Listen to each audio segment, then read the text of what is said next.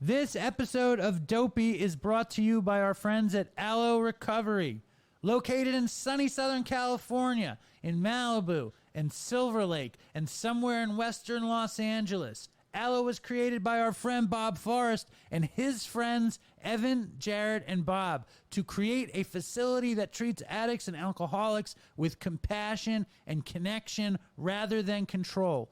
They have decades and decades and decades of experience in treating co-occurring mental health disorders, including SMI. They make sure your detox is as comfortable as possible, which we all know is critical, and they have amenities you wouldn't believe.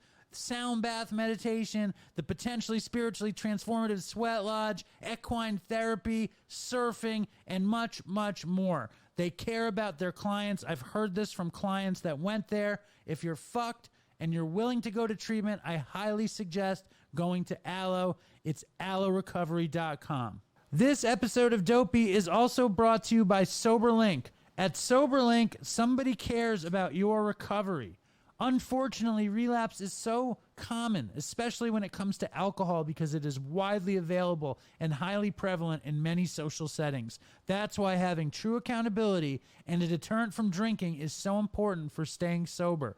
SoberLink has been empowering and helping people with alcohol use disorder since 2011 and is trusted by hundreds of treatment facilities. The SoberLink system consists of a portable, handheld device that documents proof of sobriety in real time, keeping you connected to your family, friend, sponsor, treatment professional, recovery coach, or anyone else who worries about your well-being.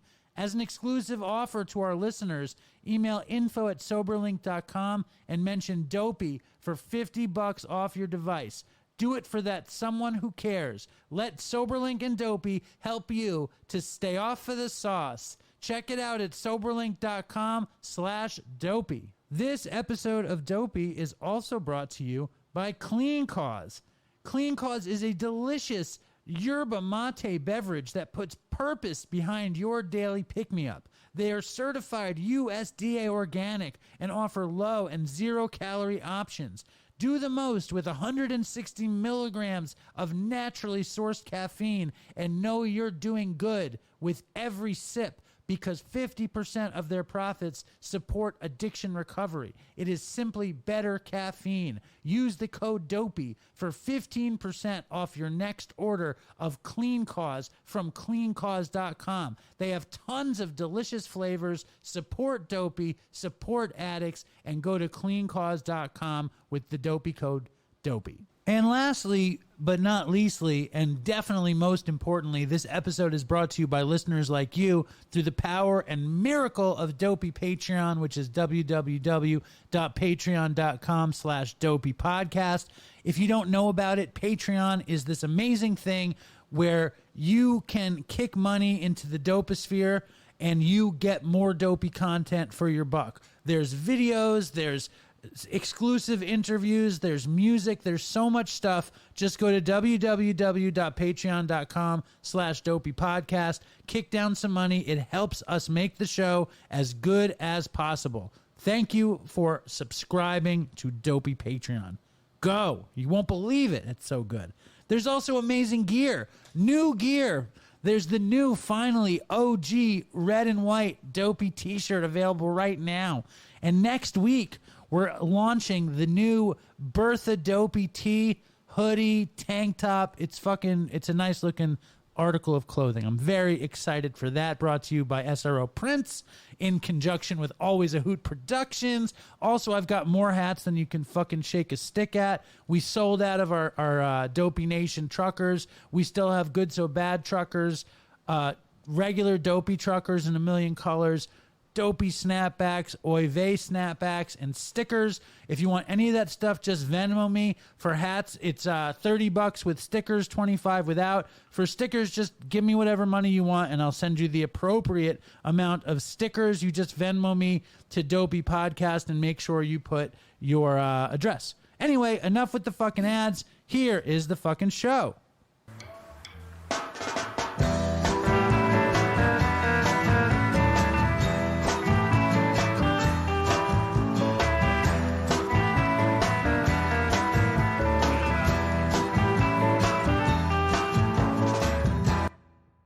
Hello and welcome to Dopey, the podcast on drugs, addiction, and dumb shit. And my name is Dave, and I'm so happy you guys are here for another episode of the Old Dopey Show. And I have been running around like a chicken with my head cut off. This week, my family and I went on vacation to Jellystone Park up in Gardiner, New York. I don't know if you guys are familiar with it, but we had a good time. I'm a big fan of Yogi Bear, and I'm going to do my Yogi Bear impression. Hey, boo-boo, maybe we can steal one of those picnic baskets. That's not great. I was watching a little Yogi with my kids, and I realized he's just like an idiot from Queens, which I love. Hey, boo-boo, the ranger will not let us out of... No, I can't do it. My Yogi's no good. But before we get to the show, I wanted to ask that you guys subscribe to Dopey in whatever way you can. Follow us on all the social media. Subscribe to the podcast. Subscribe to the fucking iTunes thing. Leave a 5-star review. Write something nice. I've been listening to the good old Grateful Dead cast, and they tell their listeners to do that. So it seems like something you guys should do. I really like the good old Grateful Dead cast, but you need to be a real crazy dead nerd guy to really enjoy it. But I recommend it. If you're a deadhead nerd guy, you will love the good old Grateful Dead cast. I want to tell you one quick story about my vacation. But first, there's this noise in the background, and it's so funny now that I have this fancy equipment. I've got these headphones on. I hear it. I don't know if you guys can hear it. It sounds like traffic or wind or something. And in the past, I never would have even noticed it. But now that I'm using this fancy equipment and I've got these beautiful headphones, it's so distracting. And what it is, it's my dad's air conditioner. And I don't know how to shut it off, but I turned it on. The truth is, it's like 100 degrees in Manhattan today, and I don't want to shut his air conditioner off because I'm scared I won't be able to turn it on again. So you guys are just going to have to suffer it. Those with misophobia of air conditioners or really good headphones who are concerned that the quality of our gear is not up to the snuff that I've proclaimed it to be, just know this is a user error. Stand by. Stand by and stand down. Anyway, so I'm at the fucking Jellystone, and our house is a disaster, and we're supposed to leave the cabin really nice. And there's just like garbage all over the floor and food and shit. We had been there for a few days, and we couldn't find a broom. So I go down to the ranger station, and I ask for a broom, and I ask for some garbage bags from this nice lady, Barbara, who I befriended on the trip. And Barbara said that they would bring it to the cabin. So I was like, great. And the next day, we wake up, and there's a new broom on our porch. And I'm thinking, at home, we only have one shitty broom, and how I would love to have this broom. And I'm started thinking about stealing the broom. And then when I get into the cabin again to start cleaning, I notice I found the broom that they left us.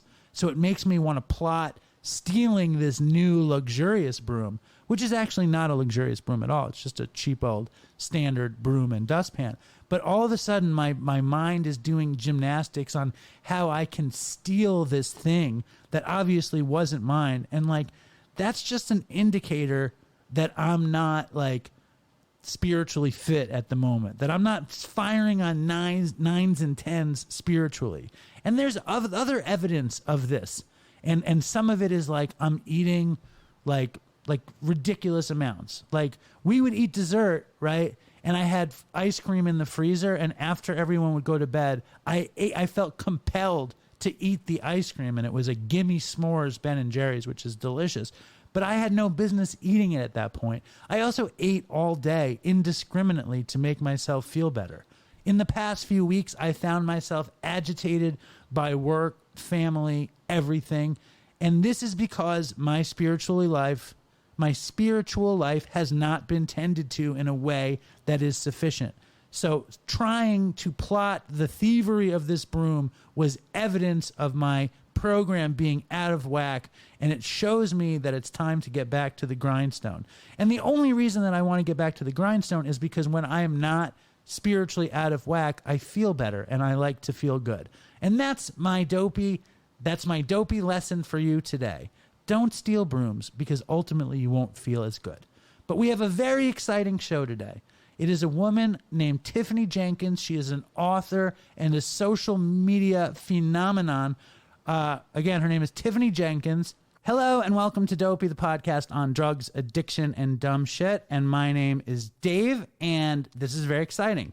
You're a big time person. You're very humble. You're a very humble woman. She's an author. She's a huge vlogger, YouTuber, social media phenomenon. I just watched her on the Today Show. I read your book, High Achiever, cover to cover. I took notes. I have notes on your book. So just, Tiffany Jenkins, this is your life. Yes. And welcome to Dopey. Thank you so much. I'm very excited to be here. And we need to just go ahead and lower the bar right now, because you set me up to make me sound amazing, and I'm going to make it weird at some point. So, well, I'm sure one of us will make it weird, and then we'll come back. That's okay. Yes. That's the point of this thing, right? We fuck it up, and then we come back. Yes. And like I was describing the show to Tiffany before we started, and she was, shocked and saddened when I told her about Chris, and you said, I hate addiction, right? Yeah. But isn't it so strange the way like everything that we do is informed by our own struggle, right? Yes, absolutely. I mean, ultimately, we're in control, but addiction takes a perfectly wonderful, completely loved person and turns them into a shell and just takes them away. And it breaks my heart when I hear about really good people who are doing really good things. And then just the next second they're gone. It's devastating. It is. And the most important thing, and maybe the craziest thing, is that if it's like we could go out and use, right? And if we go out and use, we could just drop dead. And I think like that's something that I wasn't really comprehending. I don't even know if I comprehend it now. Like, I don't know that, even though it happened to Chris and it happened to another friend and it happens to, millions of people every week. Yeah. It's still hard to comprehend. And I loved your book. I really did. And I think your story is awesome. I love that. I don't think we've had a woman on the show in a while, so I'm happy. We have a lot of women fans, so I'm happy that when you're a drug addict and you shot drugs, so I feel good about those things. Yeah, totally did all of those things. I'll fit right in around here. I think it's very cool what you're doing, and I think it's cool that people have a place to go and feel like they're not alone. I think that's wonderful, and I'm super stoked to be a part of it. Yeah, Dopey Nation. Welcome to the Dopey Nation, okay? Ooh, so, thanks. Welcome. But before we comprehensively welcome Tiffany into the Dopey Nation, I want to remind you guys that the Dopey Podcast is sponsored by BetterHelp Online Therapy, and you check out betterhelp.com/Dopey Podcast. Life is full of stressors. It doesn't matter who you are or what you have. Your life is probably stressful. You may not be feeling down and out and depressed or like you're at a total loss, but if your stress is high, your temper is shorter than usual, or even if you're starting to feel strain in any of your relationships, you could probably use the chance to unload. BetterHelp is customized online therapy that offers video, phone, and even live chat sessions with your therapist. So unload the stressors and get some unbiased feedback. You'd be pretty surprised at what you might gain from it. See if it's for you. That's BetterHelp.com/Dopey Podcast. Go to the website and get some better help. And now here is Tiffany. And one thing, we have a bunch of things in common, obviously, but one thing was that we're both late bloomers. Like I think I had my first drink at like 16, right? And I drank to blackout, but I got so sick that I didn't drink again. Your story is like the classic alcoholic story, right? Yeah. Well, it was like the moment that I took a sip of alcohol, it woke something up in me that I never knew existed prior to that. Like I was a really good kid. I was a cheerleader. My stepdad was a cop. I knew right from wrong. But the minute that I introduced that substance into my blood system, it was over. It was for the first time in my life. I didn't feel awkward or weird or out of place. I just felt nothing. And I was 18 years old. I was this close to finishing high school. I was a senior. And I dropped out of school 3 months after that first sip. It happened so quick. How does that happen though? So you have a sip. I mean, like that's something I read about it. I've heard you talk about it. You have a sip and you drop out. Like, how does that, like, what was the last 3 months of high school like? Well, what happened was things that used to interest me no longer interested me. And once I found that I could navigate the world and not feel like shit about who I was as a person, it was the most freeing thing. And so I started skipping school to go hang out with these people who were drinking and smoking weed because that's where I felt most okay. And I would go and I would try to sit in class, but all I could think about was drinking or numbing myself. And so the more I skipped, I was kicked off the cheerleading squad for my grades dropping. And then eventually I missed so many days that it felt pointless to keep going back. So then I just stopped.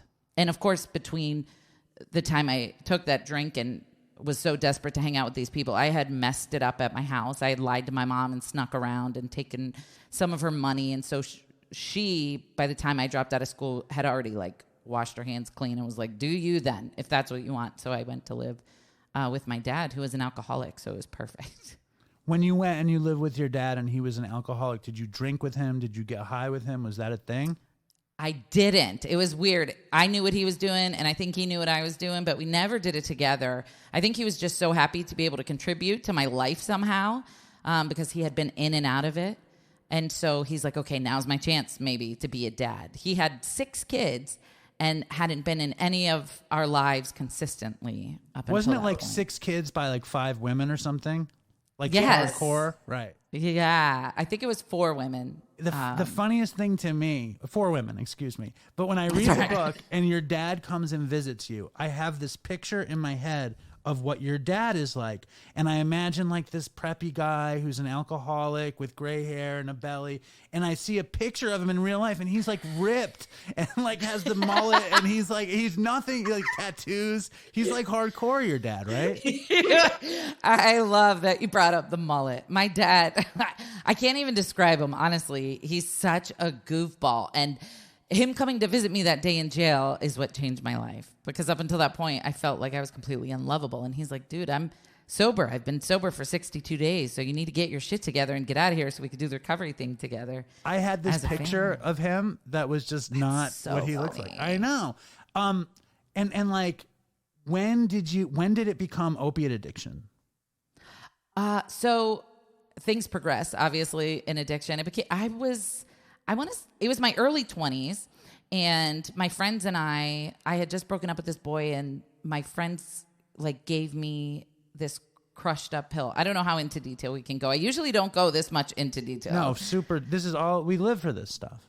Okay. And I didn't Hold up. I heard you on a couple shows, and you didn't want to go into detail because you worry about triggering people. Yeah, big time. I don't think our show isn't like that. Our show, I don't think so. And if maybe it is, but like, I think it's like we share something that like when you're on the Today Show, you can't talk about crushing up pills and fucking snorting shit and like whatever. But on Dopey, you can. And it's something that our audience shares with you. So just know, it's like, imagine you're in rehab or something. I know. And that's the thing too. I know what my triggers are. And my triggers still to this day are like hearing graphic talk about my drug of choice. Because for a second, it's like, oh, I remember. And I never want to be responsible for making anybody feel like that. But if you're cool with it, I'll just say that I was snorting it at first. And again, I felt greater than I'd ever felt in my life. And my friend was like, these cost $15 a piece. And I'm like, that's fine. Give me another one. And I started doing it for fun with my friend. And then I had been doing it like every day because, again, it made me not worry about the fact that my mom was sick with cancer. It made me not worry about the fact that I was a failure and disappointed everybody who had ever known me. For that minute, I didn't have to feel. And then one day I was laying in bed and I felt so sick. And my friend invited me out. I'm like, I can't go, dude. For some reason, I feel like I'm dying. And she's like, oh, it's probably because you haven't done a pill today. Just do one and you'll be fine. And I went and I got one and I did one and I was instantly fine. All of that sickness went away. And that was the day I started using them because I had to in order to not feel like I was dying. The first pill you did was Oxys or Roxy's? It was Roxy's.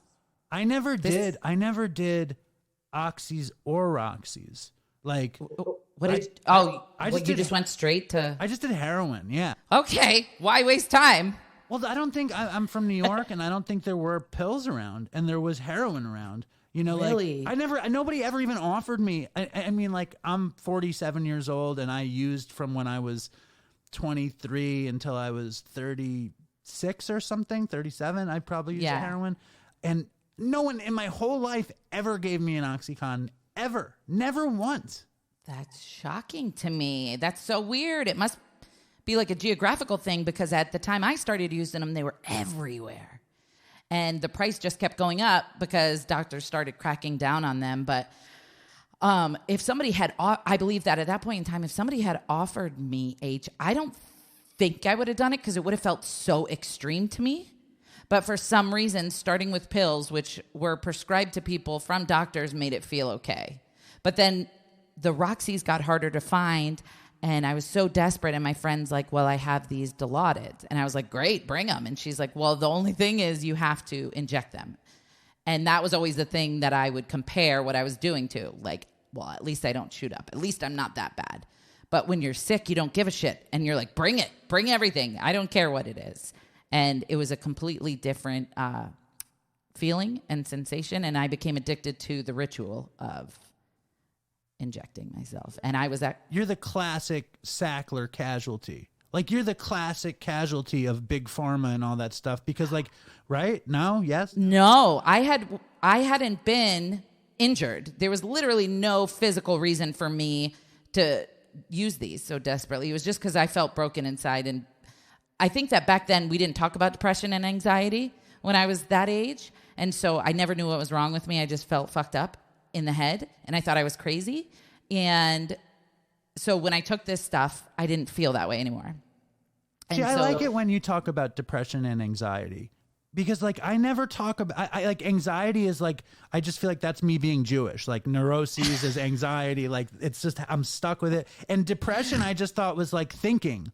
You know what I mean? If you can think, like, why wouldn't you be depressed? Oh my gosh, that is a great point.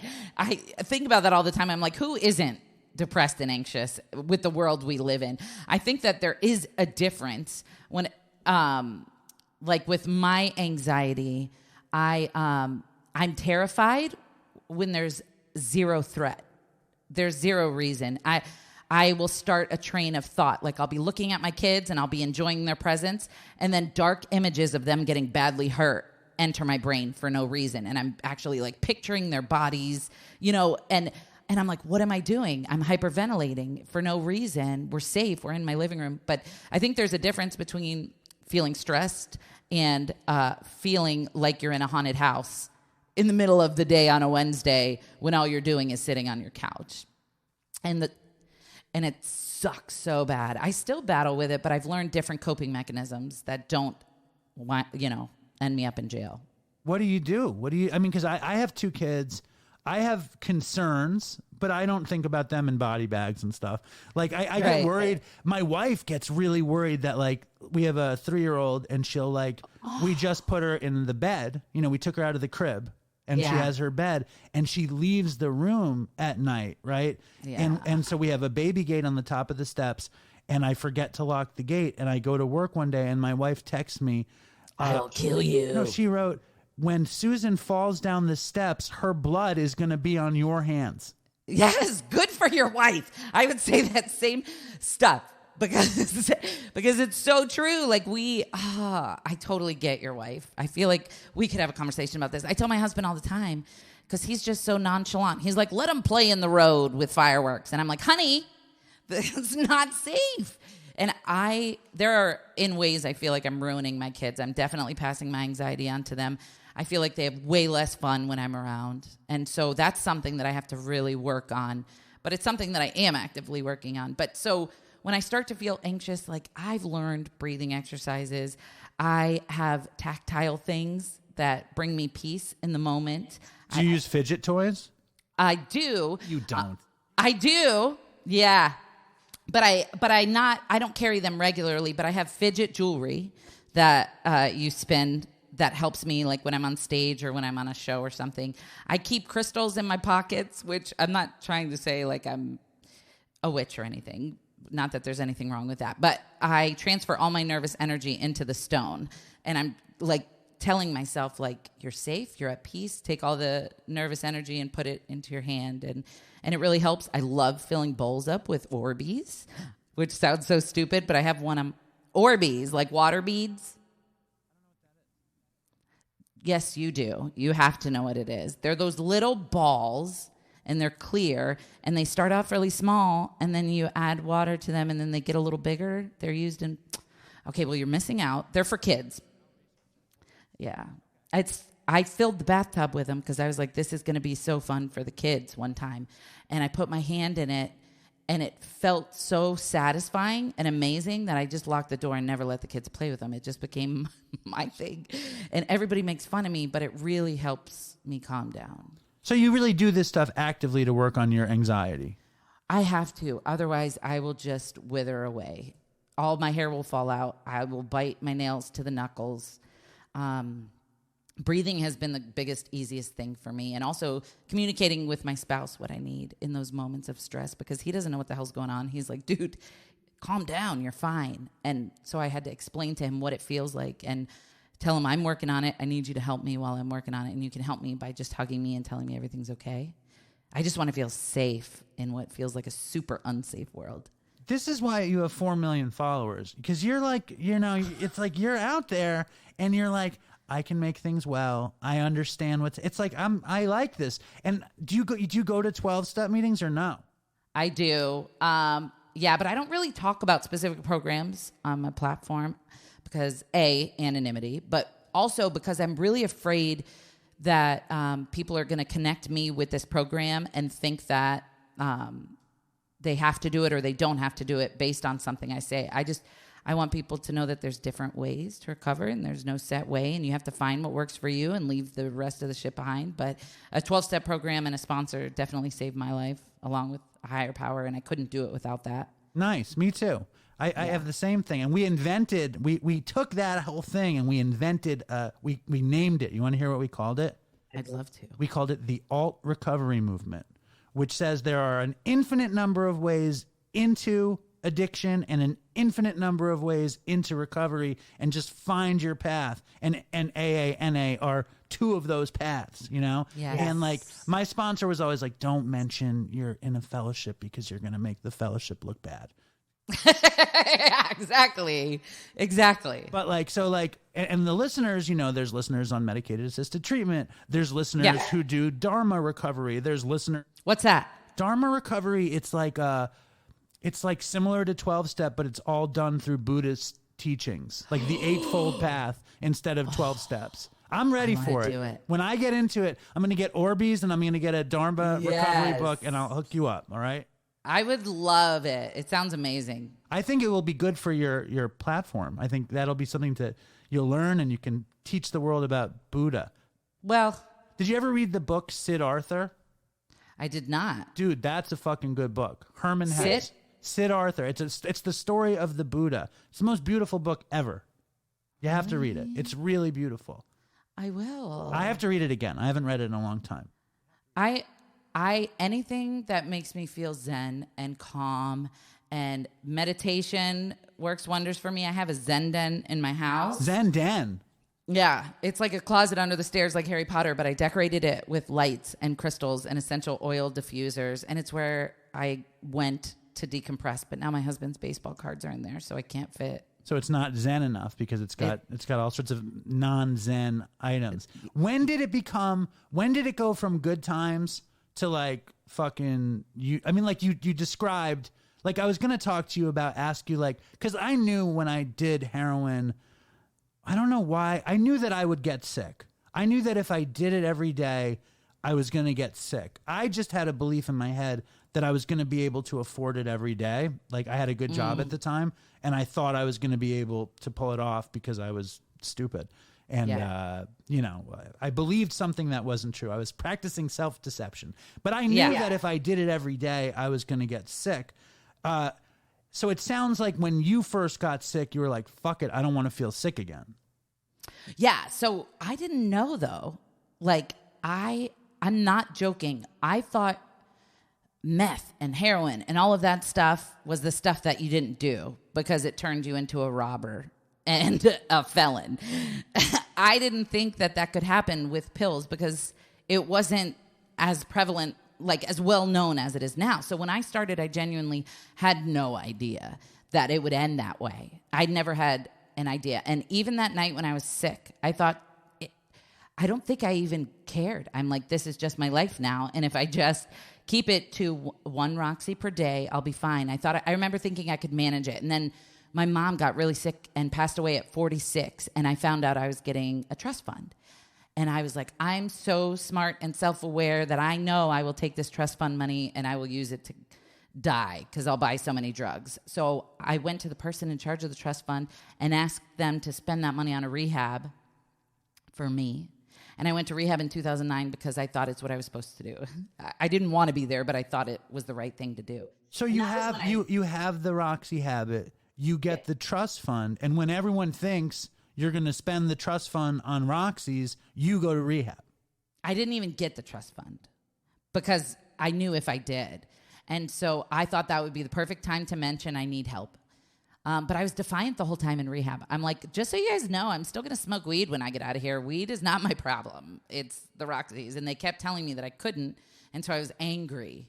And I ended up fleeing the day of my graduation and going to buy alcohol to celebrate at graduation. So you leave rehab and you drink the night you get out. Oh yeah. Because you were like, you weren't believing the idea that like any mind or mood altering substance you put into your body is going to make you ultimately fucked. Correct. I thought the pills were my problem. And which is exactly why 3 months later, when I met a police officer at a bar who wanted to date me, I was like, yes, this is great. I remember the stability that my stepdad provided for me growing up. That's exactly what I need to not ever use pills again. And so we started dating. Yeah, he was great. No, it wasn't. No, I changed all names and likenesses just in case, hypothetically, the law ever came for me, lawyers. Well, that's the right thing to do. And he was a cop, and you were living. It was one of my favorite parts of the book was the flashbacks to that time. And you're living with this stoner dude, and you're getting high with the roommate, and he doesn't. The boyfriend, the police officer, doesn't know that you're a stoner at all? Or you told him he went to rehab, though, right? Yeah, I told him. One night I drunkenly confessed to him that I had a problem with pills in the past, but I was better now. And he said, that's the past. I accept you for who you are today. And as you know, you become a really good bullshitter when you're using. And so every single word out of my mouth was a lie. And I relapsed on pills while we were together. And because turns out addiction doesn't really care who you're dating. Here, I want to read some of your book, like one of my favorite parts of your book. Do you want me to read it to you so the Dopey Nation can hear what a brilliant writer you are? That's very kind. Thank you. Sure. You're right. I didn't graduate high school, by the way, so I'm not that brilliant. All right. Here we go. All right. Hold on. No spoilers, though. This is it's a big one. No, there's no. You just told the story. I'm just going to read what you wrote. Okay. What spoiler? What spoiler could we? I don't know. There's I guess spoilers in that. Okay. Book. You're gonna say it all on the show anyway. Is there a spoiler? What can't you say on the show? Maybe you're just gonna have to get the book. No, I'm just kidding. I'm an open book, and so I've told my story a million times. So there's no point in buying the book. I'll just tell you. Yeah, are you kidding? But they should buy the book anyway because the book. I'm gonna say this: you have a dazzling voice, an engaging voice. You open that book and I read it in like a day. I read it on my commute. I read it on, I ride the Long Island Railroad every day. And I was like, let's see what this book is like. And I was like halfway done on my way in. And I think I finished it the next day. That's awesome. But then I was really pissed at you because we were scheduled an interview. And then the interview was like 7 weeks later. And my brain is like Swiss cheese. Yeah, I get it. And then I lost the book. I couldn't find the book. You burned it when you were mad at me. No, I put You're it like, on I put it on the shelf and it disappeared. And I was like, fuck. And you can get the book on the computer on PDF. So I re-got it on the PDF. I got the book twice. What do you mean you can get it on the PDF? Like a bootleg version? Yes. I shouldn't have said that. Don't admit that. What is wrong with you? Spoiler alert. Damn it. All right, here we go. And this might be too long of a section, so let's just bear with me. Here we go. Shut the fuck up, I said, chucking a pillow at him as he left. It bounced off the door and this is, just to set the scene, this is Tiffany with her stoner boyfriend in the house. He's not my boyfriend. Oh, right, my bad. With her stoner roommate, which is always bad to be a drug addict with a stoner roommate. And he seems like he was probably a drug addict too, though, right? It was never, I don't know. There's no telling. I think he could control it. He was just high all the time. I don't even know who he really was as a person. In my mind, I picture like a James Franco type. No. Blonde hair, weaselly face. Weaselly face. Not the handsome James Franco, Brad Pitt style that I imagined him. No way. In the movie, though, I think a young Brad Pitt as the stoner. I would like that. Okay. As long as I can play his lover. His lover. Okay, here we go. Brad Pitt. No, I'm just kidding. I thought you were going to play you. Anyway, here we go. Shut the fuck up, I said, chucking a pillow at him as he left. It bounced off the door as he shut it behind him. I decided to call my boyfriend before I melted into the couch in a hazy fog. I took a deep breath and dialed his number. It rang and rang and rang. I was relieved when the voicemail picked up, and I quickly hung up, not wanting to leave the evidence of my current state on a recording. Alrighty then, I tried. I thought as I stood up from the couch. Alrighty then, I tried. I thought as I stood up from the couch. I shut all the lights off, locked the front door, and headed to grab some buds out of Brandon's secret stash. I flipped his bedroom lights on and glanced around at his pigsty of a room. Cigarette ashes and empty fast food wrappers littered the floor. I stepped over a pair of dirty boxers and pulled the top drawer of his oak dresser opened. Knives and random objects began thumping around in the drawer as I rifled through to locate the bag. Where the fuck was this thing? Suddenly, my fingers hit something hard and plastic. It definitely wasn't a bag.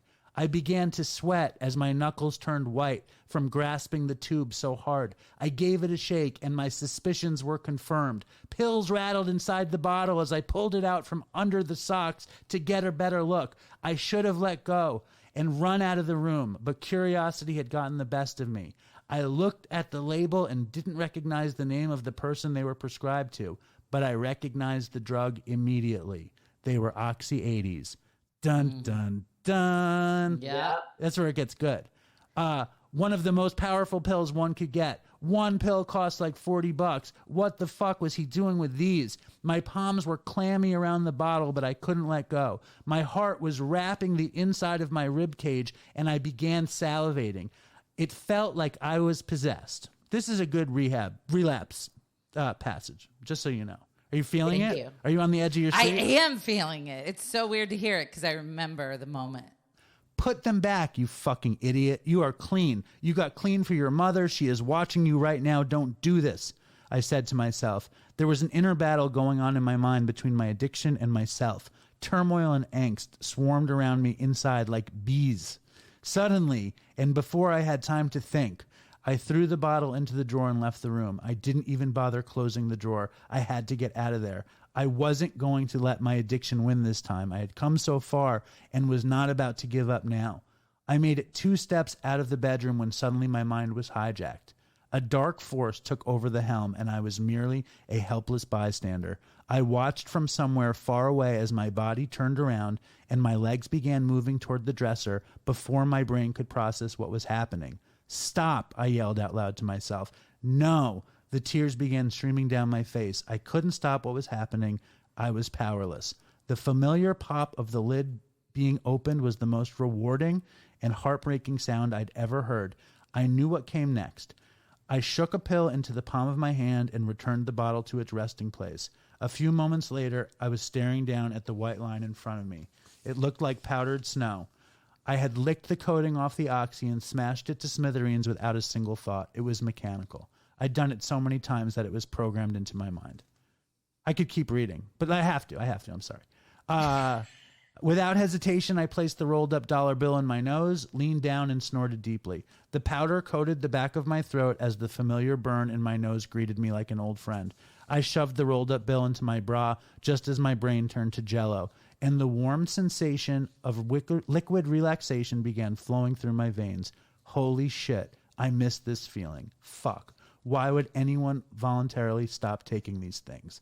It was as though I were being wrapped in a warm hug, a hug I couldn't receive from anyone else. A hug I couldn't receive from anyone else. That's relapse. That is, hold on here. That's great. I don't know. Thank you. It was the shittiest moment of my life where I'm just kidding. My palms are sweating right now for some reason. And I don't see, is my face red? I don't see how that could not be triggering for someone listening. Well, listen, this is the thing. I think the bottom line is this. If drugs could work, if you could take drugs and be happy and have a good life, you'd still be doing it. You know what I mean? It doesn't work like that. Right. You stop because it's misery. And anybody who's listening, listen, anybody who's having a moment, it's not going to work out. She fucking went to jail. It went terrible for her. She tried to kill herself. Yes, let's play the tape all the way through. Spoiler alert, it doesn't work. Yeah, spoiler alert. That amazing few seconds of feeling ended up in me with no clothes on in suicide watch trying to kill myself. I have the quote from there too, but we'll get to that one. We'll get there. That's my other quote I have. Wow. The point is, like, in those moments, like, and it's so funny, like the different, because like you said, when you left treatment, you thought you could drink and you thought you could smoke weed. A long time ago, I was talking with a friend, actually Chris, who I'd done the show with for years, about, you know, there's so many different kind of takes of recovery, and people who can smoke weed or people who can drink or people who could, whatever, you know, there are all these different paths. For me, if I drop the force field and let one substance in, I'm fucked. You know, I don't have the chance to like resist the other ones. So like, and I also know that in my relapses, and I don't think I ever relapsed because I don't think I ever had sobriety. I think I was just always kind of going from one thing to the next. Right. But in a moment like that, I never would have deprived myself. You know what I mean? I would do exactly what you did and felt compelled, right? Yeah. Because at that time, I had no real recovery under my belt. I had no real coping mechanisms to reach for in those moments. Now, if I stumbled upon something like that, it would be a completely different story. I know exactly what I would do. But back then, I had no weapons. I had no force field, so to speak. And so I really like that. You said that if I drop my force field and let one in, that I'm screwed. I've never heard that before, and that's such an amazing way to put it, because I'm the same way. I can't do anything. Yeah, I don't even. I eat too much ice cream. I eat. Okay, yeah. If we're going to talk about addiction, food addiction, and ice cream, I feel those addicty feelings when it comes to ice cream. Like, if the idea of ice cream pops in my head, I have to friggin' have it. I don't care if I have to walk to the store barefoot. Like, I need it, and it's so. I'm like, oh my god, this is addict behavior. But at least it's not crack, so it's fine. Like, that's how I justify it. But where I really get addicty is where I start eating it, and I'm like, there's no way I'm going to stop. I'm not stopping until it's gone. Like, that's where the real addict comes out. But in I think, like, the most important thing, and I really do appreciate your spirit. Like, you're like, oh, that's going to be triggery. And it is triggery, but it's important that exists, because people like us, you know, like, we get into situations like that and we fall, right? Sometimes, and sometimes we don't. And I think it's important to have both stories out there, you know? Yeah. Now, there's a thing in your book there's only one thing in your book that I really struggle with, okay? Okay. Are you with me? Okay. Now, Tiffany, from there, like, she went berserk, right? Doing fucking pills. Like, you went berserk, and you had the boyfriend who is the cop, and and I worked in restaurants my whole life too. Like, this whole run, I was a waiter, like, the whole time. So I could relate to, like, a lot of the story. The one piece that I cannot relate to, and I want you to clarify this for me, because it's also just the juiciest thing to me. Like, I think I know where you're going. She's driving to get some fucking drugs, right? And the car breaks down, and she doesn't want to call the police officer boyfriend. So she calls an ex-boyfriend who happens to be a drug dealer, and he comes and helps you out. And then he gives you a briefcase full of drugs. How could that be a true story? I know. So he wasn't my ex-boyfriend. He was my ex-buddy. Right. With benefits. Yes. And it's true. And this guy, I don't know, I can't remember if I mentioned it in the book, but this guy, I'm going to try really hard not to say his real name while I'm recounting this. I think in the book, his name was Josh. Okay. We'll call him Josh then. He is unlike any human being that I've ever met in my life. He was born rich. And so he has his pilot license. He went to law school. He has all these things, and he had cabinets full of drugs. And he had always been trying to encourage me to help him be one of his sellers. He had like people under him who would go out and sell and report back, but I had never done it because I never thought that the juice wasn't worth the squeeze to me. The $4 extra here and there was never worth it to me. But I was just so desperate at this point that I was down. But I ended up doing all of the supply just like I thought I would. And that's when things got a little crazy. Now, I'm also just, when I hear briefcase full of drugs, like, you know, it tickles my frontal lobe or my hypothalamus or something in my brain. What's in there? What drugs? What does he have? Does he have ether, DMT? What does he got? No, it was cocaine and pills and weed. Okay.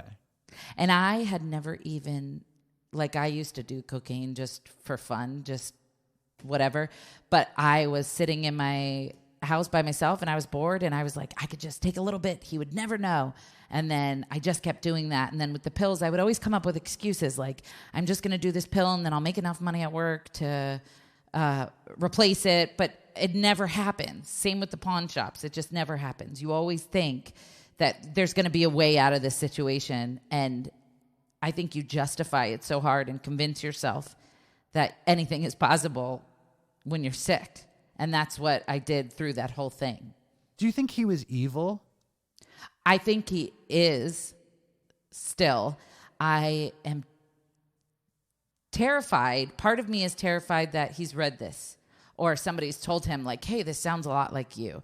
And I don't think this is in the book. I actually don't even know if I should mention this now that I'm thinking about it. It makes me an accessory a little bit, possibly. But anyway, I remember one day I was at his house and he came home and he had a bulletproof vest on and a gun. And he said, I just shot 3 people.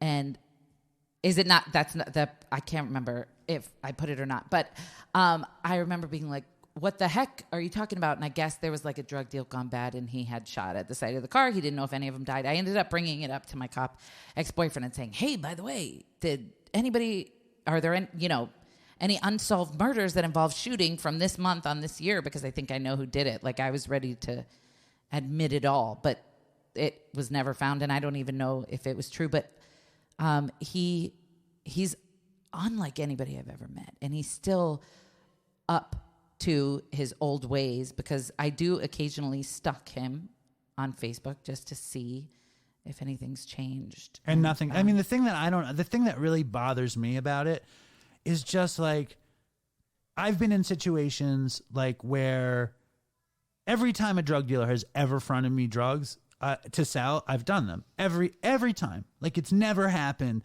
that like I could actually sell drugs. I mean, except before I was addicted. Like I used to sell acid in college and stuff and weed. Even with weed, it was hard for me to keep up with it because I'd always smoke it and I never really made money. But I'd never done that. So I I guess I was so desperate that I thought maybe this would be the time. I mean, him, though. I mean, he knew. You're a fucking he doesn't opiate care. addict. But, like, he wanted to put you in that situation is what I'm saying. Yeah, I thought there was a point when I said he was my best friend, and I'll even have Facebook memories come up and with him in them. And I remember just thinking we were such great friends. But in hindsight, now that I know the definition of a true friend, we never were friends. He used me and I used him. Well, it's funny. I was texting with a listener of the show, and he was talking about a relationship he has with an old heroin dealer. And I was thinking about just how, those relationships are so weird between drug addicts and drug dealers. And sometimes they feel like they're your best friend or they're your father figure or they're, you know what I mean? But it's very hard to have a friendship when you're high.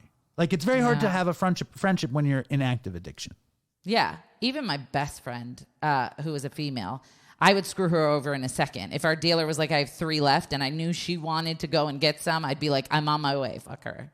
And get them for myself. There's no loyalty when you're using. Because you're a fucking addict. I have this stupid light on, and I look too bright, right? I don't think you look too bright. You look normal bright to me. One side of your face is brighter, but I know. I'm not the pro. You have a nice even lighting. Nice evenly lit. Do I? Yeah. Oh, shit. You're evenly lit. I didn't brush my hair today. It looks very brushed. Makes you feel any better? Looks very brushed. So my point is, you got put in a bad situation. You know what I mean? And like there was no winning in that situation. It's like, But I had a choice in all of these situations. I always had a choice, but at the time it felt like I didn't have a choice. That desperation, like when your desperation grows so much, your morals drop and you just don't care. And there were so many things during that time that I couldn't see the future. The future was dark. I was just living for the moment. And whatever I had to do to get out of whatever situation I happened to put myself in. And that's when you tried Dilaudid. That's when you started shooting. That's when it was like, how long were you shooting? I was probably 5 months, 6 months before I got arrested. It did not take long. It felt like much longer because I was living in the police officer's house and I was hiding my scars. And I don't know. I thought nobody knew. And of course, once I got clean, all of my friends and family members were like, we knew, we just didn't want to say anything because we didn't want to push you away. But and I get that. Know, right? He didn't know. So here's what happened. Here's what I think. Because he had found my paraphernalia. And of course, because I was a piece of shit loser, I blamed it on my sick mother. I'm like, oh, that must be left over from when my mom was sick and had to give herself medicine. Like, just pulling this shit out of my ass. Excuse my mouth. I never cuss like this. I'm sorry. But I think that when you love somebody so much, you ignore the signs and the red flags because you so desperately don't want it to be true. And I like to think I was also, like, in hindsight, I thought I was such a good liar. And I thought that I would start lies on a Wednesday because I knew I would need it on a Saturday. I was lying before the lie became a lie just so I could be like, oh, remember I told you about that thing on Wednesday? It's happening now. And, but I think that love had a lot to do with it. He was truly, to this day, probably the greatest person that I've ever met in my life. He was truly kind. The minute his feet hit the ground in the morning, his life goal was to make me happy. And I was such a piece of shit. I took that and I squandered it and I took advantage of it. You were a using drug addict, you know? Yep. So like you were a using drug addict and probably, and I'm not, I'm no psychologist or I don't, but probably you couldn't handle the kind of guy that would live to make you happy. Like that probably is not the kind of thing that like computes. Right. At the time, I didn't like it. I was like, can you just yell at me? Can you just like give me something? I remember I didn't like it, but because of that, I feel incapable of accepting that kind of love. Also, I felt guilty receiving that kind of love because I didn't deserve it. In my mind, and so I would push it away, and I stayed with him for so long because I knew that if I told him the truth, about like the monster that I actually was at the time, that I would lose everything. I would lose the house we were living in. I would lose him. I would lose respect. I would lose the puppy, which for some reason was such a big deal at the time. I thought that when he found out the truth about my crimes, that he would be like, dang, Tiffany, can't believe you did that. Let's get you to rehab. But I was not expecting his police sergeant to find out before him. No, but you know what it is, I think because he believed the lie, you believed some of the lie. And the second that he finds out, it's true.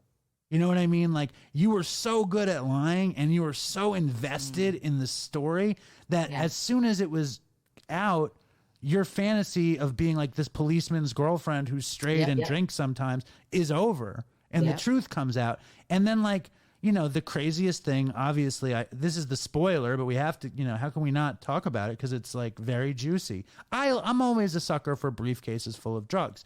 But when you owed the dealer so much money, right? That's when the shit went down, right? The desperation, yeah. That's when it kicked in. Because I was so afraid that he would find out. And I was so afraid that all the truth about who I was would come to fruition. And it's looking back on it now, I can see that it was the universe's way of being like, it's over, bitch. Because I would have kept going on until I died. But I didn't expect things to go down the way they did. And to be honest with you, I didn't really care because I was living in the moment. And I was just trying to get myself out of this hole that I had dug. And that's the thing about my story is it's so outlandish, but I think that anybody who has done drugs and lived that lifestyle knows that our stories sound fucking outlandish and like something from a movie. And that's because the desperation will make you do shit that no sane, normal thinking person would do. We're willing to go to lengths and means to do anything to make sure we can stay high. The only reason it went so bad for you is because your boyfriend was a cop and you stole his guns and badge. That's why it went so bad. It's like we all steal from our families and our girlfriends and our parents and our grandparents. And it's so funny to me also because I just watched you on the Today Show. And it's like they're sitting there all dressed and they're wearing pants. I mean, I might not be wearing pants, but on the Today Show, they're wearing pants. And it's like you having to reveal the stuff that you did. It's like the fucking worst thing that ever could have happened. And that's what we do. You know what I mean? Yeah. It just so happened that he was a cop and it was his gun. And the crime aspect of putting a law officer's weapon in the hands of a drug dealer, it becomes very salacious, right? But in reality, it's like just what you just said. It's just what we do to make sure we can stay well. Yep. And that's what it was, is to stay well. I felt that pain of withdrawal is something that was unfathomable. Anytime I thought about having to endure that, even for 5 minutes, I would have cut off my arm. I would have stepped on my mother's neck. I would have done anything to not have to feel that. It's so painful. And knowing that there's this magical pill that exists and all you have to do is take it and you're fine, it became the center of my universe. That's the thing. It's like, that's the thing about withdrawal. It's not the sickness. It's that all you need is the drug. And and that's also one of the greatest, most magical things of being an opiate addict. It's like you're dying and then all of a sudden you have this thing and you're the greatest you've ever been. It's like crazy. Yeah. It's a crazy thing. I had COVID, right? I had COVID right in the beginning and it felt identical to kicking. It was so much like kicking, except I wasn't thinking like about copping. Like I put a blanket around me. I watched some movies. I cried. I enjoyed it. Like that. I'm fucked up. Like I enjoyed it. I enjoyed getting sick at COVID because I knew I wasn't going to go cop. And I had a chance to not work for a few days. You know what I mean? Yeah. But the misery of withdrawal is that there's a solution. Yes. And when you combine the mental anguish with the physical pain, it felt unbearable to me. Like, I'm sitting on the floor, like, sweating and kicking around, and I'm like, I can't believe I've done this to myself. I've gotten myself here. I can't believe that I have to continue living in this broken body. It is up to me to continue feeding my body what it needs in order to function in this fucked up world, and I can't do it. And it was so, I am so grateful that I never have to feel that again. Right, exactly. And the thought that I had a lot during my runs was, and my runs was like protracted. It would just go and go and go and go. And I would go to detox and I would get out of detox and I would go and go and go and go. And the thing that would always play out in my head was, I can't afford to stay high. You know what I mean? Like I'm never going to be able to do this. It's not possible, you know? Yeah. And you got stopped because your boyfriend went to his sergeant. His sergeant went to him, actually, sadly. What's the story? Yeah. Once the burglary, quote unquote, occurred at our home, they had to investigate. And I was probably acting suspicious because I was high as a kite when they were interviewing me about the burglary. And so for some reason, somebody looked up my name in the pawn searches for my town, looked up my name. And of course, it came up with everything that I had pawned. And so they printed it all out, including photos of me standing there pawning it, and went to him and said, did you know that your girlfriend was doing all this? And he said, no. And they said, we have no choice but to arrest her. And so then they all came to my house and pulled me out of bed and arrested me. If I had just gone to him and told him I had a problem, I probably never would have gotten arrested. But I just couldn't bring myself to tell him the truth. So he had no choice. I mean, he was crying when he woke me up out of bed. And he just said, the detectives want to talk to you. And I said, I talked to them last night. And he said, you got to go out there. And then the detective came in the bedroom and was like, get out here now. And that was when I knew that it wasn't just to interview me, that I was caught. Right. And it's like, it's just so funny when we go over the details and we say, well, if this had happened, then this wouldn't have happened. But in your situation and in my situation, if any of those things hadn't happened, you wouldn't have your kids. Oh yeah, I know. It's like I wouldn't have my kids. It's like, and that's deep. You know what I mean? It's like you go over it like, oh, if only I had just copped to my boyfriend. But if you hadn't gone the exact path you wound up in jail, you would not have the life that you have right now. And it's pretty incredible. And then you had to go to jail. And that's when the shit, and then you had to kick in jail.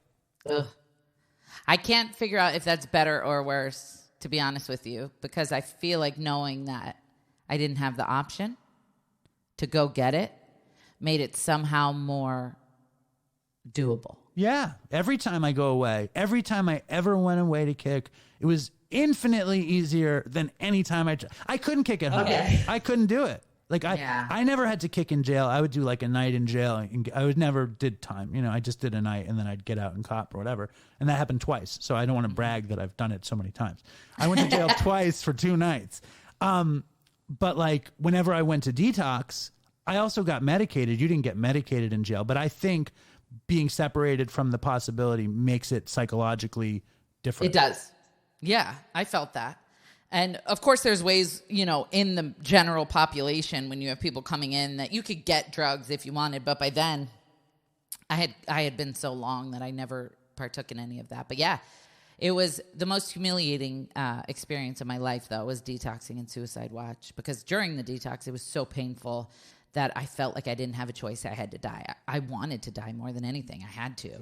Can I read the death passage from the book? Yeah, if you want. If your listeners are tired of my dumb story. No, are you kidding me? All right.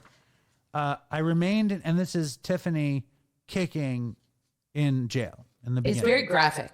Warning. I don't know if you need it. I'm sorry. Huh? You don't know what? I don't know if they need a warning, but I'm just warning them. That Spoiler alert. It's very graphic. Here we go. Yeah. Here we go. I remained in bed for most of the day. My body was in so much pain from the withdrawal that I was finding it hard to breathe. I watched through the bars of my cell as women were running around laughing and having a good time. How the fuck could they laugh at a time like this? Did they not realize they were in jail? A lot of them seemed happy. I didn't think I'd ever be happy again. Depression and despair weighed down on me so heavily that I felt paralyzed. I realized that I was going to spend a very long time in jail, and even when I did get out, I was going to spend the rest of my life being despised by everyone, and I would certainly never be respected again. Dark thoughts of what my future would look like came crashing into my mind. I would be homeless. No one would ever want to love a horrible person like me, especially after they found out what I did to my last boyfriend. Living with the choices I had made suddenly became impossible to imagine. I didn't have it in me to keep going. I suddenly wanted out. Suddenly was only said the second time. I added it the first time by mistake. You didn't say suddenly twice. The anticipation of the unexpected, the waiting and worrying, I just couldn't do it. I had already been locked up for what seemed like a lifetime, and I hadn't even learned what my charges were. I wasn't cut out to be an adult. I wasn't meant to live a full life. I am a junkie loser, I thought, and that's all I'm ever going to be. I have no choice. There is no other way. Tonight, after everyone falls asleep, I'm going to kill myself. I tried. How did you try? You tied the sheet around your neck? Yeah. And I tied it to the bed, and I sat down, and I had always heard that your body naturally fights against that, but I didn't feel any of that. I just started losing consciousness, I guess is what you call it, and I started getting tunnel vision and started blacking out, and when I saw light, I thought that was it, and I was so stoked. I'm like, yes, let's go. Heaven, here I come. I don't have to deal with life anymore, and it was just the flashlights of the patrol. Well, thank God. Thank God you survived it. And I mean, a lot of the book is in jail, and it's like fun, girly action in jail. Some of it is fun, girly action in jail. Some of it is misery. It's just, it is a great depiction of your experience. How long do you think the suicidal thoughts stayed around? The whole time I was in suicide watch for days. I was in suicide watch for 5 or 6 days, I think. And it was horrible. Suicide watch is just these glass doors all around you, like glass windows, so that they can peek in and make sure that you're not trying to do anything. Like Oz. Did you ever watch Oz? I never watched that show. Should I? Is it good? Listen, Oz, it's one of the cheesiest shows ever. That was a show that I did heroin every second of while I watched it. And I'm like, even just talking about it makes me want to watch it. The show is not good, first of all. Okay. It's really cheap. It's not good, but there's something incredibly seductive about it and fun. I reckon if you feel like your program is locked in and you don't mind watching something pretty campy and that will definitely remind you of your experience as a drug addict, I highly recommend watching Oz. Okay. It sucks though, but I really like it. It's not good. I love watching shitty shows. Then you have to watch Oz. You have to. And next time you come on Dopey, you could talk about Oz. That would be great. We'll just do an Oz episode. I would really like that. I would. Now, so but it passed, and you managed to. And they gave you the option in jail of you either like get out on long probation or you go to rehab, right? And still get out on long probation. I had 3 years regardless. But yeah, one of the options was to do 2 more months in jail and then probation. Or I'm sorry, do 4 more months in jail and probation, or do 2 more months of jail, 6 months live in treatment, and then 3 years probation. And everybody there was like, girl, get out of here and be free. But I knew that I'd end up right back here. There. I guess I'm like there in my head, but I'd end up right back there if I didn't go and get help because my brain was broken and it was going to be with me the whole time. So I had to go take it to somebody who knew how to fix it. And that's what rehab did for me. This time I wanted it. I wasn't just there because I felt like I was supposed to be. And so many times people go to rehab or go to jail and they don't find their bottom. And we had talked about your dad. That was the bottom. That was the turning point. I think the turning point that made me want to get help was knowing that somebody out there still loved me despite the shit that I did, because prior to that, I didn't want to live because I knew that nobody would ever love me again, and I would have to spend the rest of my life fighting to get somebody to respect me, and I didn't have the energy or the willingness to do that. But when my dad said, dude, There's nothing you could do that could change my mind about you. I will always love you, and I have faith in you, and I know you can do this. I was like, at least one person out there who's known me since birth knows that deep down I'm a good person. And if that person can believe in me, I can believe in myself for a little bit. Nice. And there were lots of opportunities to get high in jail. I don't remember. Yeah. Did you ever get high in jail? No. So the last time you got high was when? November 26th. Technically late of November 25th of 2012, but I was arrested the next morning, but I probably still had drugs in my system, so I say. So you've never gotten high since then? No. Oh, that's pretty, hold on. Thank you. That's pretty great. That's pretty, and then my favorite part of the story, and it's so quick in the book, but it's obviously like the whole Juggling the Jenkins universe, is that in Halfway, Tiffany meets some junkie in another halfway house, and they go and fuck and have a kid. Hold on. Yeah, we did that. And it worked out. That's amazing. How did you meet him? Tell the romance. Okay, first of all, we're not going to call it a romance because he was graduating rehab and giving his commencement speech. Wait, where's their commencement? I've been to rehab many times. No one asked me to speak. They were just like, yeah, this was the Salvation Army. Nice. So how does that work? Describe this to me. A family member of mine was in the program that he was in, and I had already been in the halfway house and graduated from my rehab, so I was allowed to go to these meetings in the Salvation Army, and I was going to watch my loved one graduate, and it just so happened that this super hot dude was also graduating that night, and he had been in love with my sister, of course, because she's beautiful, but our family member was like trying to hook my sister up with him, and so I would make fun of her and be like, there's your boyfriend. Anyway, when he got up to give his commencement speech, the way that he talked about his higher power and his family and his hope for the future, it like did something to me. I don't know what it was, but I was like, oh my God, he's beautiful. And so I told her, you better get on that or I'm going to pounce on him like a puma. And wait, hold up. Who were you seeing? Who was graduating? Who was the loved one? So in the book, I said it was someone else, but it was my dad's girlfriend. Okay. So you went to see your dad's girlfriend graduate. This dude, this heavenly, beautiful man, starts kicking higher power rap, and it goes right in. Yeah.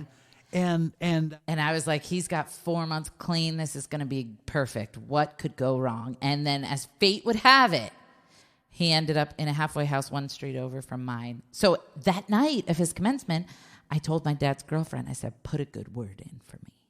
And he sent me a friend request on Facebook that night.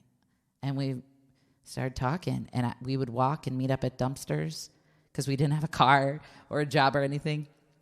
And we would just hang out and go to meetings together. And I got an overnight pass one night, and he put a baby in me. Where did it happen? Like physically? In his bedroom? In the halfway house? Yeah. That's awesome. And and then when did you find out you were pregnant? It was super early, actually. I was only a couple of weeks pregnant. I started feeling weird, dude. Something was off, and I borrowed $1 from my roommate and walked to the dollar store and got a pregnancy test, and I took it, and it was positive. And I was like, this is not good, because I had like barely a year, if a year yet, when I found out. And I was living in a halfway house. I had no car, no job, and neither did he. But I had a really good feeling that it was going to work out. And now he's in the kitchen. We've been married for 7 years. We have 3 kids. It's amazing. Technically 2. One of them he had before he met me. That's a kid in your house. You have 3 kids. Yeah, I count her. Count her. But in case mathematically anybody was doing the math, I had to explain. But yeah, our youngest just started kindergarten a couple of days ago. Our son, our first baby together, was born on my birthday. And then when he was 6 months old, I found out I was pregnant again. And we just started building our life slowly but surely. We went from living in separate halfway houses to living into an apartment together, and then renting a home together. And then we just bought our first house this past year. Do you want me to hit the applause thing? Because I want to. I feel like I deserve it. Damn it. There you go. That's awesome. Honestly, though, it wasn't I could never have done it alone. I can't take any credit. It was people in recovery who were showing me the way and who were showing up for me when I felt like giving up, and who were there when I reached out to them.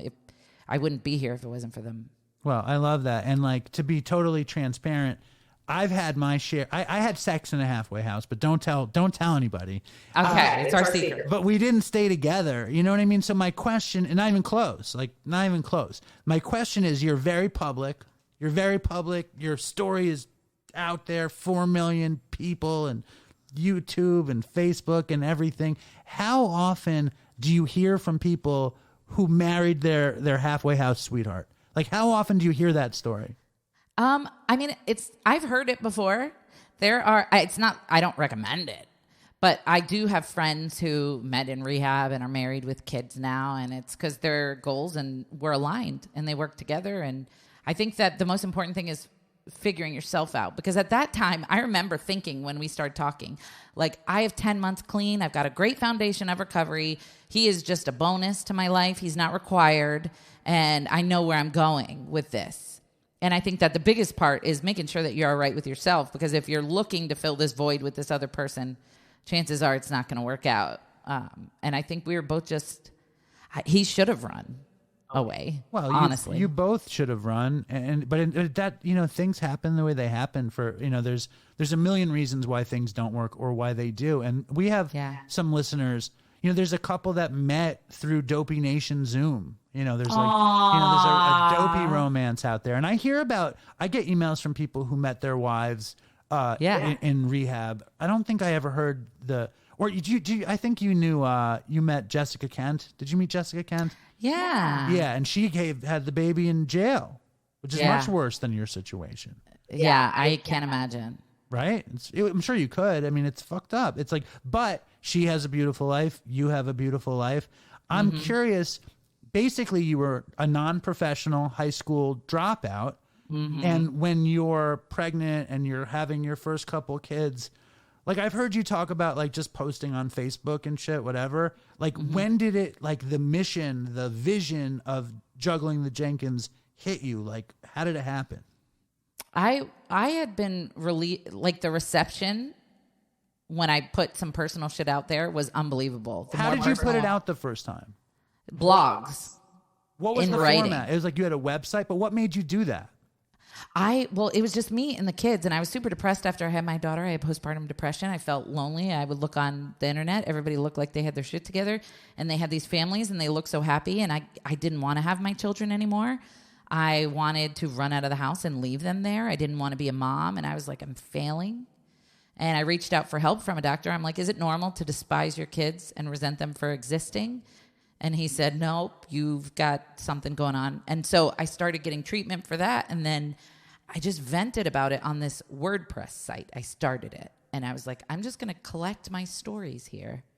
And I started sharing them. And I started sharing about addiction. And people were like, me too, dude. Thanks for talking about it. And I decided to start a series called 120 Days In about my time in jail, just in case anybody was like on the fence about whether or not jail was right for them. If they were thinking like, I wonder what goes on in jail.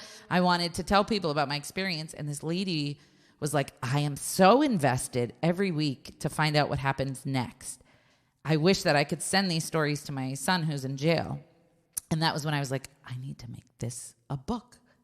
And so I took everything off the website. I finished writing the story. I Googled how to self-publish a book, and I did it.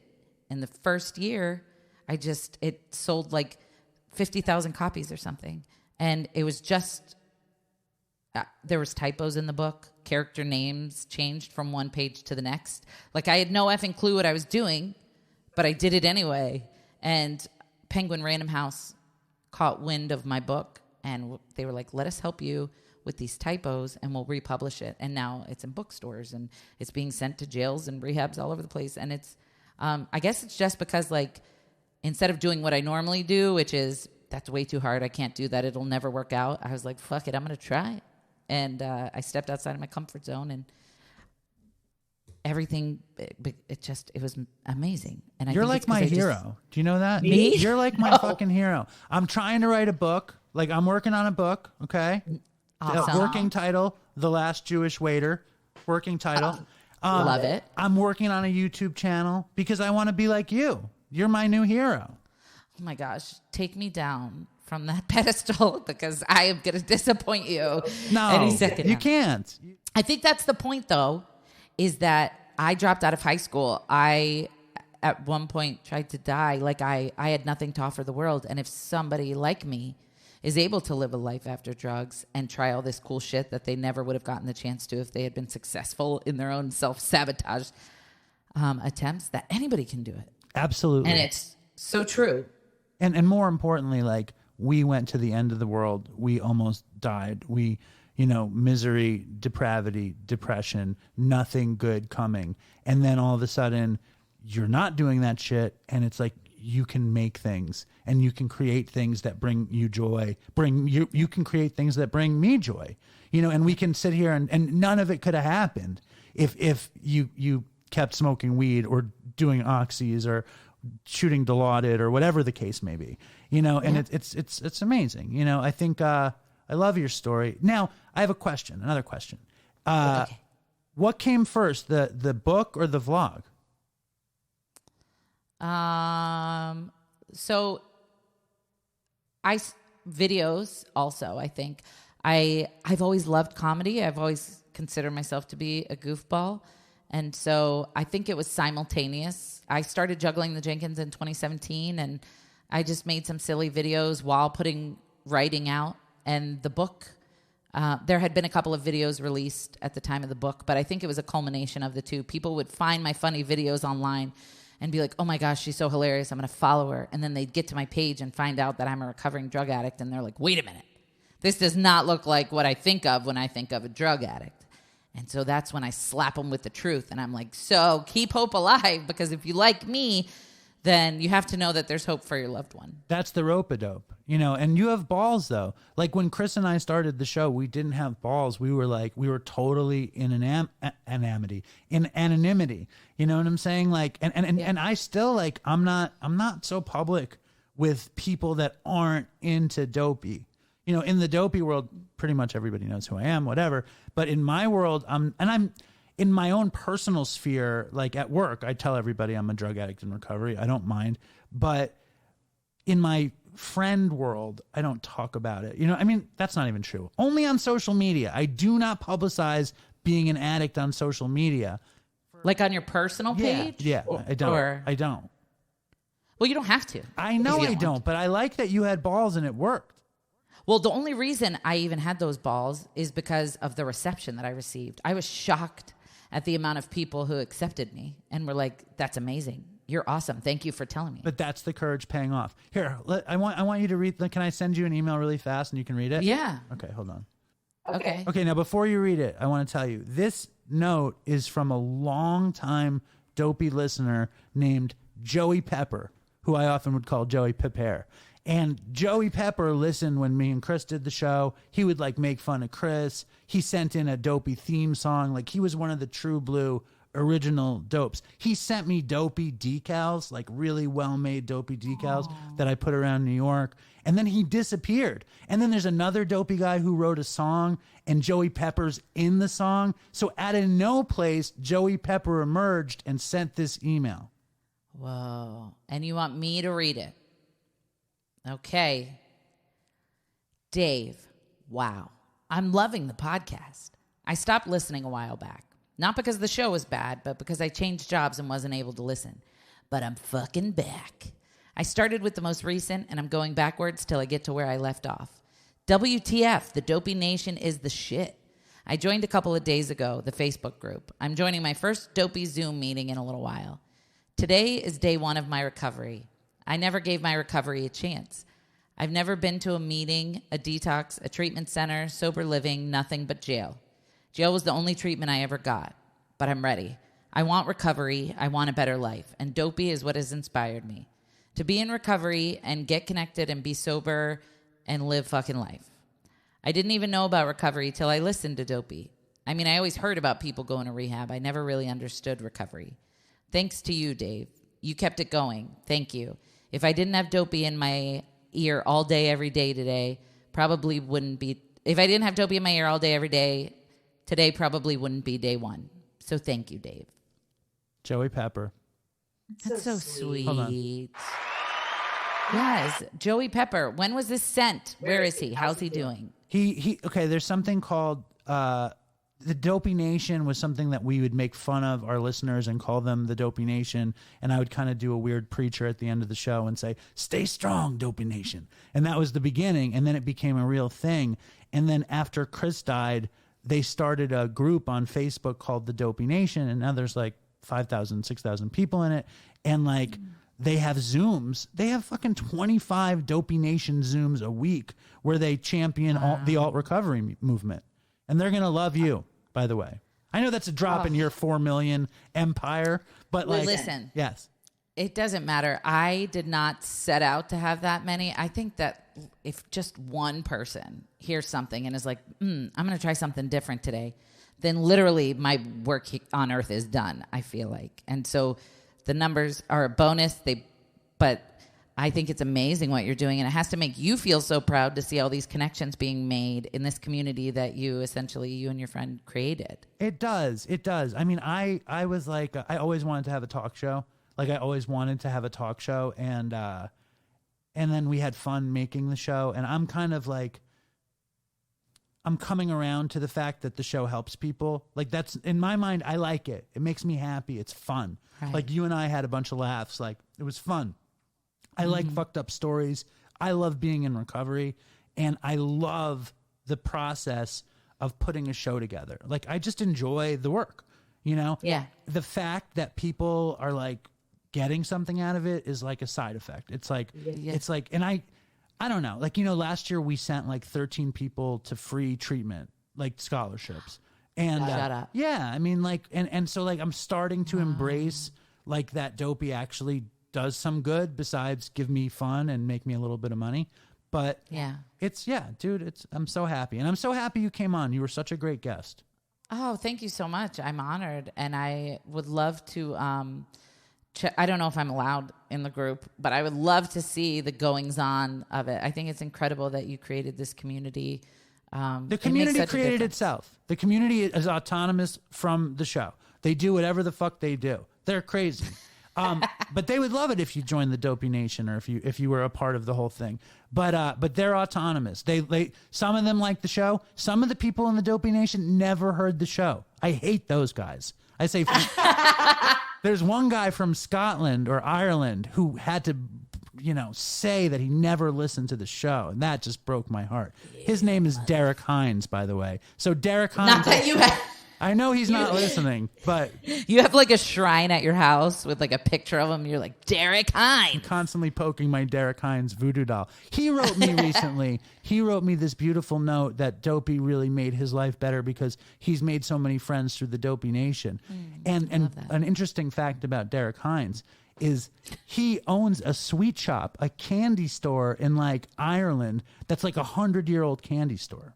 Wow. And I bet you he'll send you some candy. I was just going to say, Derek Hines, I like you and would love some of your candy. I bet you he'll read your book and listen to your podcast. He won't. Do you know what I'm always so afraid of? It's so stupid. But anytime somebody like sends me food or gives me food behind my tour, like before my tour or after my tour, I'm like, what if somebody put drugs in here to sabotage my freaking clean date? And it's such a dark thought, right? But I never know. Right. And so I'm always really reluctant to eat. I'll still eat it, but I'm reluctant to eat it. Just in case. A woman like brought cookies to my job, right? Like a listener brought cookies to my job, and I was on vacation when she did, right? And when I got to work, it had been like 10 days since the cookies were there, and I still ate them. I know. It's like a fear. It's there, but I'm willing to risk it for a treat. Tell me the tour. What is the tour? I am on tour with a couple of my friends. It's for moms. It's me and my friends have kids at different ages. I have little kids. My friend has kids in middle school, and my other friend has high school and college age kids. So it's basically a journey through motherhood from the different perspectives of moms raising different aged kids. And we've had 11 shows so far, and 10 of them have sold out. Surprisingly, we have new tour dates, and it's a lot of fun. It's like mom comedy, like momedy. Yeah. I don't think your audience would be interested. I did a tour a couple of years ago on my own about recovery, and it was really successful and wonderful, but nerve-wracking because I was by myself.